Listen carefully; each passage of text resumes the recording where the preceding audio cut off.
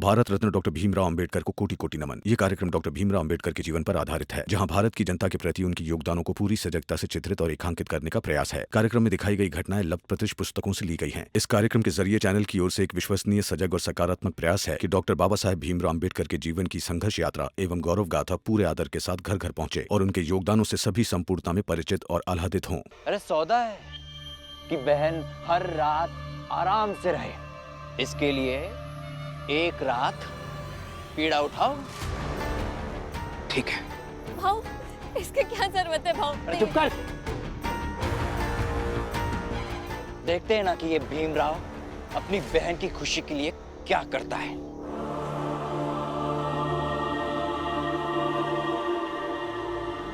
चल श्यामला।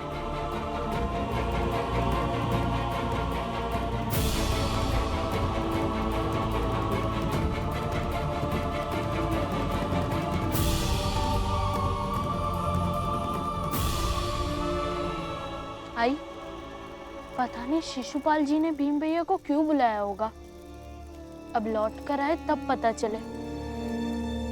श्यामला का शिशुपाल के पास होना भीम की कमजोरी बन रही है, जो नहीं होना चाहिए था।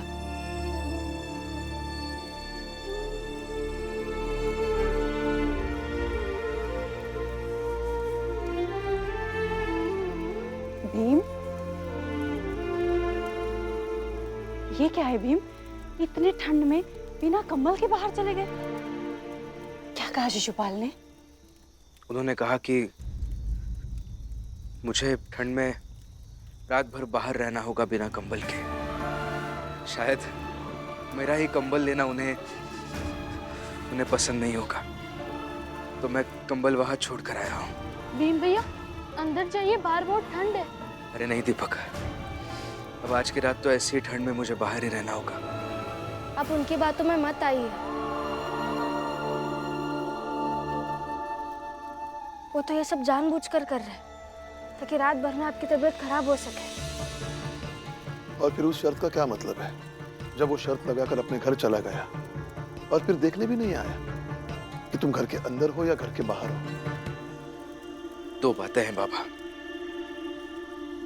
एक तो मैं शिशुपाल को कुछ दिखाना नहीं चाहता हूँ, और मुझे ऐसा लगता है कि मैं अगर ठंड में बाहर रहूंगा तो श्यामला के मन में एक विश्वास पैदा होगा कि भले ही वो शिशुपाल और मेघनाथ के यहाँ फंस गई है, लेकिन वो अकेली नहीं है। हम पूरी ताकत के, पूरी हिम्मत के साथ उसके साथ हैं। और रहा सवाल कि शिशुपाल मुझे देख रहा है या नहीं, तो वो तो मेरी नियत पर है ना बाबा। और आपने ही बताया था बचपन में कि भीम बेटा, जब कोई देख नहीं रहा हो उस वक्त जो ईमानदारी दिखाई जाती है ना, वो सबसे बड़ी चीज होती है। बस वही करूंगा। अब जाइए बाबा सोने। हाँ बाबा, आप जाइए। मैं भी इनके साथ बिना कंबल के ही रहूंगी। और मैं भी रहूंगा। नहीं दीपक, तुम ऐसे कोई जिद मत करो जिससे हमारी परेशानी और बढ़ जाए। हाँ, शिशुपाल तो यही चाहता है कि तुम सब बीमार पड़ जाओ और तुम सब उसके चाल में फंस गए हो। उसे जो चाहना है, जो सोचना है, वो सोचने दीजिए। और हाँ, अब आप ऐसा मत कहिए कि आप भी कंबल उतारकर मेरे साथ ठंड में रात भर बैठे रहेंगे। देखिए, श्यामला के साथ रिश्ता मैंने अकेले नहीं जोड़ा था। मैं अकेला उस रिश्ते को निभाऊंगा। अब मेरी पत्नी तो जिद नहीं छोड़ेगी, कम से कम आप तो जिद मत कीजिए। जाइए।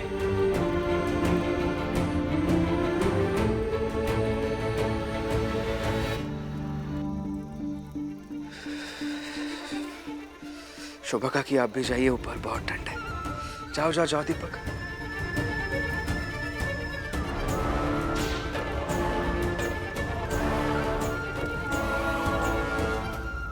रमा, कंबल ओढ़ लो और अंदर जाओ। तुम्हें क्या जरूरत है ठंड में मेरे साथ रुकने की?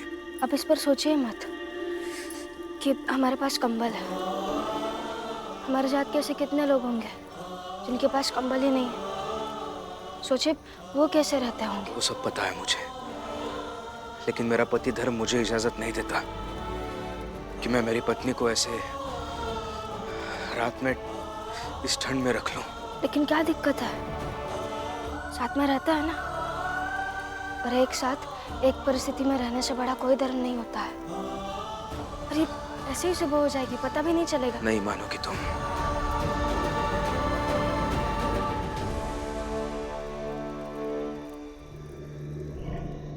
बाबा, उस बेवकूफ भीमराव से कहा कि अगर वो रात भर ठंड में रहेगा तो आगे से उसकी बहन को ठंड में नहीं छोड़ूंगा और ना ही उसकी चादर खींचूंगा।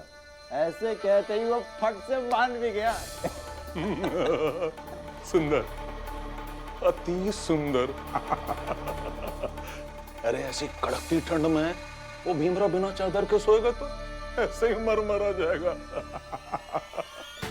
हमारे रास्ते का सबसे बड़ा दुश्मन बिना कुछ किए हमारे रास्ते से साफ। एक काम करते हैं, चल कर देख के आते हैं कि वो भीमराव ऐसी कड़ाके की ठंड में सचमुच बिना चादर के सो रहा है कि डर के मारे वो चौल के अंदर अपने कमरे में चला गया। चल देख के आते हैं। भीमराव है वो, उन्होंने कह दिया तो वो वैसा ही करेंगे। और सच कहूं तो मुझे बहुत गर्व महसूस हो रहा है कि मेरे मुंह बोले भाई ने मेरे लिए इतनी पीड़ा उठा ली, जबकि जिसके साथ मेरी शादी हुई है वो मेरे साथ ऐसे है, और मेरे ससुर जी वो भी ऐसे हैं।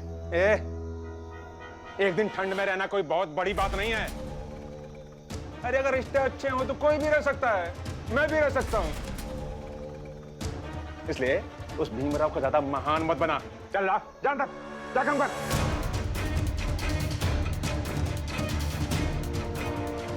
महान है भीमराव।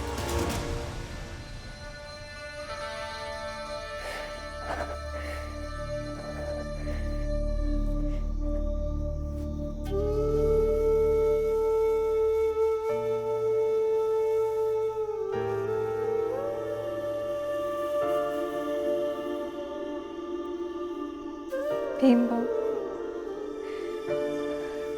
मुझे क्षमा कर दीजिए। मेरे कारण आपको तकलीफ झेलनी पड़ रही है, क्षमा कर दीजिए।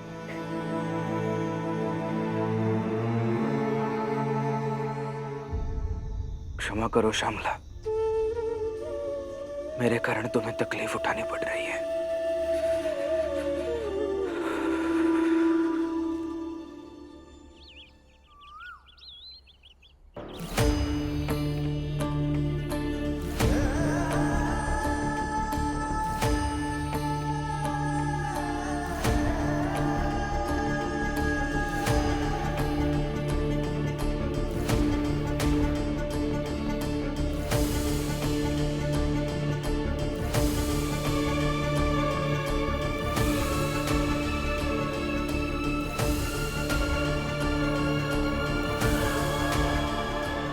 चलो, भीमराव इतना तो ईमानदार रहा कि उसने जो कहा वो किया। अब करने की बारी आपकी है।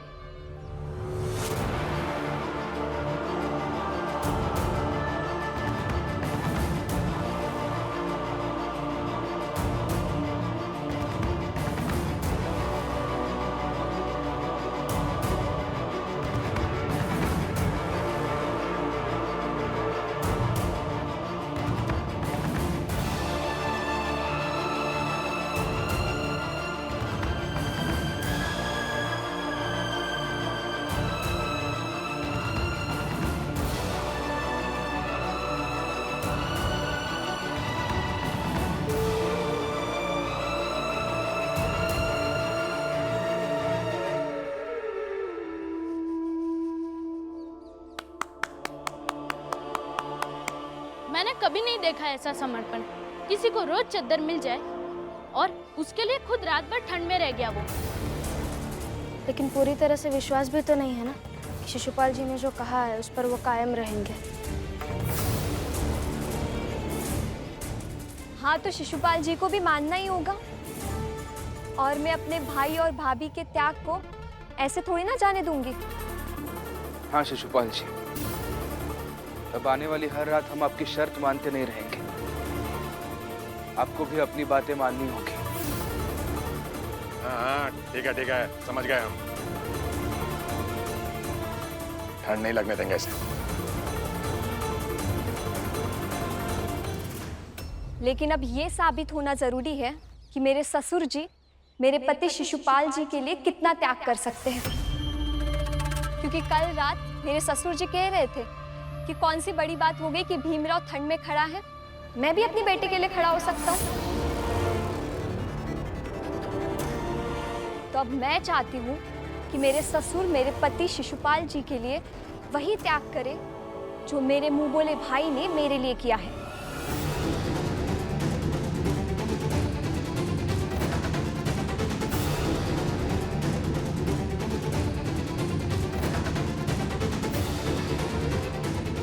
ये क्या पागलपन है? मैं क्यों करूंगा ऐसा? हाँ, क्यों करेंगे मेरे बाबा? क्यों नहीं करेंगे? तभी तो साबित होगा कि ये आपसे बहुत प्रेम करते हैं। अरे ओ, कुछ साबित नहीं करना मुझे। साबित करूं मैं? चलो रे, हटो।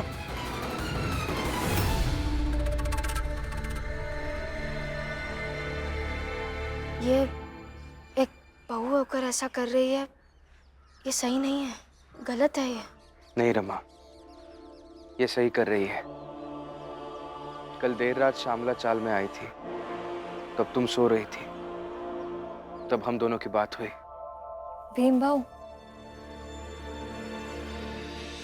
श्यामला, तुम इतनी रात को यहाँ क्या कर रही हो? दोनों बाप बेटे सो रहे थे तो आपको देखने चली आई। क्या जरूरत थी? इसके बारे में और कुछ मत कहो। अब थोड़ी देर में सुबह हो जाएगी। जाओ, तुम घर जाओ। आपने मुझे भागने से रोककर लड़ाई लड़ने के लिए लौटा तो दिया, मगर समझ नहीं आता है कि ये लड़ाई लड़ूं कैसे। लड़ने के लिए कोई तो हथियार मिले।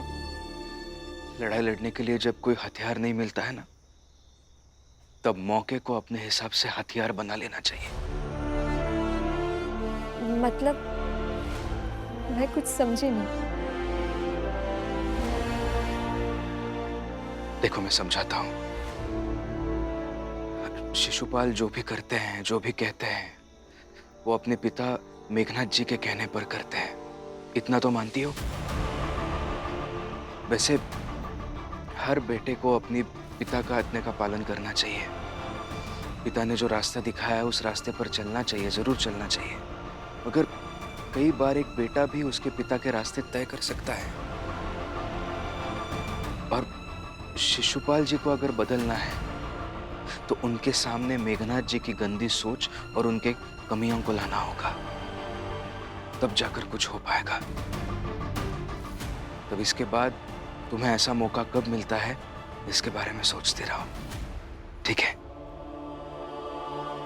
और कल रात जब ससुर जी कह रहे थे कि भीम बाऊ ने मेरे लिए जो किया है वो भी अपने बेटे के लिए कर सकते हैं, तो वो बात मेरे दिमाग में बस गई और इसलिए मैंने ऐसा कहा। और इससे मैं ये साबित करूंगी कि शिशुपाल जी को गलत फहमी हुई है कि उनके पिता उनके लिए कुछ भी कर सकते हैं। वो ऐसा नहीं है। और वो ये बात समझ जाएंगे तो वो अपने पिता से एक कदम तो दूर होंगे। और उसी एक कदम की दूरी के बीच मैं खड़ी रहकर भीम भाऊ ने मुझे जो शिशुपाल जी को समझाने कहा था वो समझाऊंगी।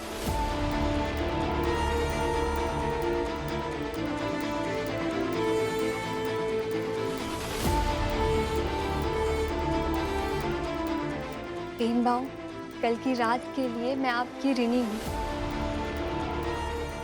कल रात ने एक जमीन तैयार की है शिशुपाल जी और मेघनाथ जी से लड़ने के लिए। अब आगे क्या होगा देखते हैं, लेकिन फिलहाल के लिए आपका बहुत बहुत धन्यवाद।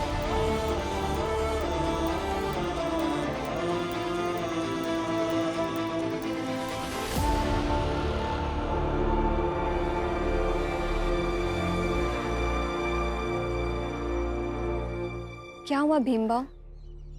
ऐसे क्यों देख रहे हो आप? देख रहा हूं कि जो लड़की पढ़ाई ना कर पाने की वजह से अपनी जान देने जा रही थी, खुद को खत्म करने जा रही थी, वो लड़की आज पढ़ी लिखी भी है, जिंदा भी है और अपनी जिंदगी को अच्छे से समेटने की कोशिश भी कर रही है। बाबा, रमा, दीपक, आप सब देख रहे हो ना इसे? आज तक मैंने सिर्फ किताबों में पढ़ा था, लोगों से सुना था कि शिक्षा में इतनी ताकत होती है कि वो किसी की जिंदगी बदल सकती है। मगर आज हमारे सामने उदाहरण है और वो उदाहरण है श्यामला।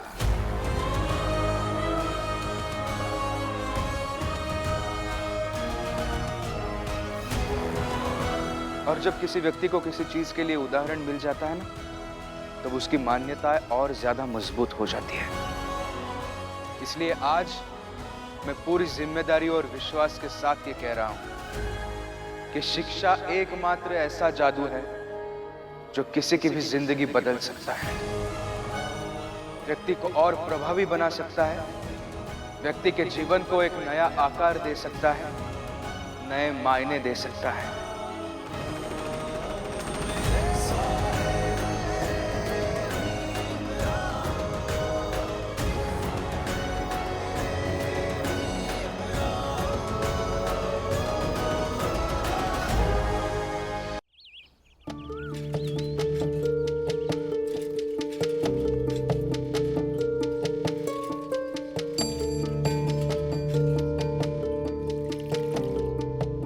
दीदी, अब यहाँ से आगे पूछे लोगों की बस्ती शुरू हो जाती है।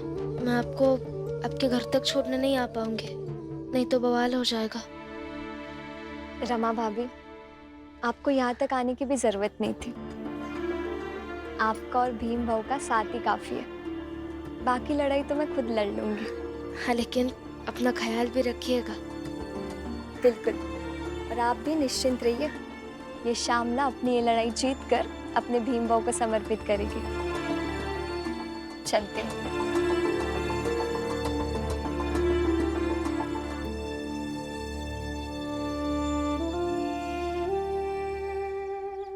अच्छा लगता है जब किसी दूसरे में मेरे पति की लड़ाई का कोई हिस्सा देखती हूँ, और गर्व भी होता है।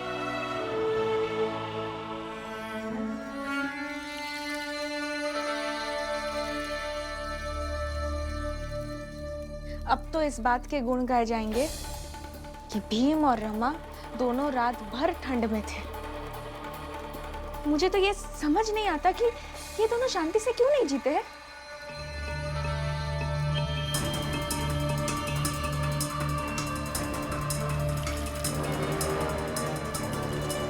आई, वो चाय का बर्तन दे दीजिए ना, चाय बना देती हूँ। दूध गर्म करना, चाय बनाना जल्दी है क्या? लेकिन तब से तो कर रही हूँ मैं दूध गरम, और कितना गरम करूँ?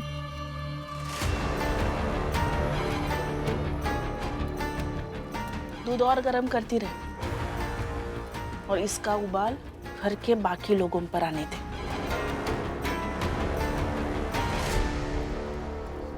मैं कुछ समझी नहीं। यही रुक, बाला को बुलाकर लाती हूँ, फिर होगा तमाशा। यही होगा और भयंकर तमाशा होगा। रुक।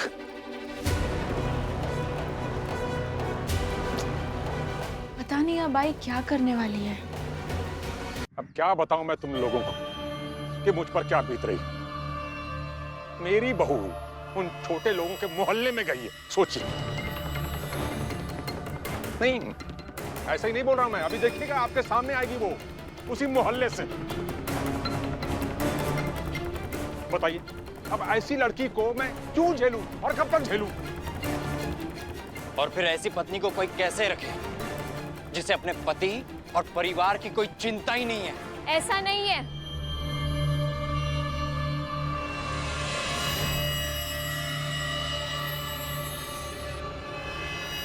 बिल्कुल चिंता है। चुप कर। अरे अगर हमारी चिंता होती ना तो उन छोटे लोगों के मोहल्ले में कभी नहीं जाती। वहां गई इस बात को छोड़िए, लेकिन वापस आते समय देखिए मैं किसे अपने साथ लाई हूं। आ जाइए।